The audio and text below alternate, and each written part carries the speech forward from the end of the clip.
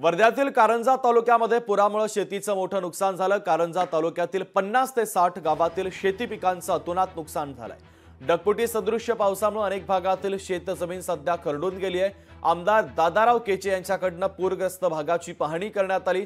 सरकारकडून तातडीने भरीव मदत मिळवण्यासाठी प्रयत्न करणार असल्याचं देखील आमदार केचे यांनी म्हटले आहे।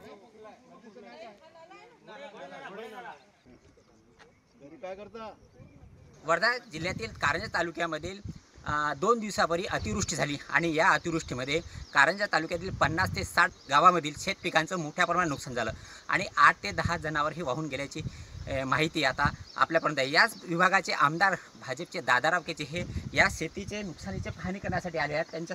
त्यांच्यासोबत आपण बातचीत करूया। आपल्या या विभागातून शेतकऱ्यांना काय मदत होतोय त्यांच्याकडून मागणी करा। काय सांगाल साहेब, किती तुम्ही गावाची पाहणी केली आणि शेतकऱ्यांना काय मोबदला मिळणार आहे? या शेतामध्ये कोणतंही पीक जे उभं पीक आहे पूर्ण वाहून गेलं आहे।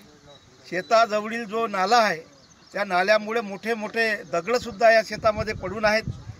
कोणतीही शेती आता भविष्यात उत्पादन होईल या शेतीतून असं काही वाटत नाही। मोठा खर्च या शेतकऱ्याला येणार आहे आणि यांची जीवन कसं जगेल हा प्रश्न निश्चितपणानं निर्माण झालेला आहे। म्हणून साधारणतः 35-40 गावं अतिवृष्टीच्या अतिखाईमध्ये लोटल्या गेलेले आहे। या विभागाचा आमदार या नात्यानं मी या कारंजा तालुक्याची पाहणी करत असतानाच मोठं नुकसान झाल्याचं एकंदरीत चित्र या ठिकाणी दिसून आलेलं आहे। म्हणून अधिकाऱ्यांच्या माध्यमातून आज इथे पाहणी सुरू असतानाच फारच बिकट परिस्थिती शेतकऱ्यावर ओढवलेली आहे आणि या माध्यमातूनच शेतकऱ्यांचं हित जोपासण्याच्या दृष्टीनं खरा शेतकऱ्यांना आधार हा शासनाचा राहील या भूमिकेतूनच त्यांना योग्यरित्या मोठ्या प्रमाणामध्ये आर्थिक मदत मिळवून देण्याचं काम या विभागाचा आमदार यांना निश्चित राहील।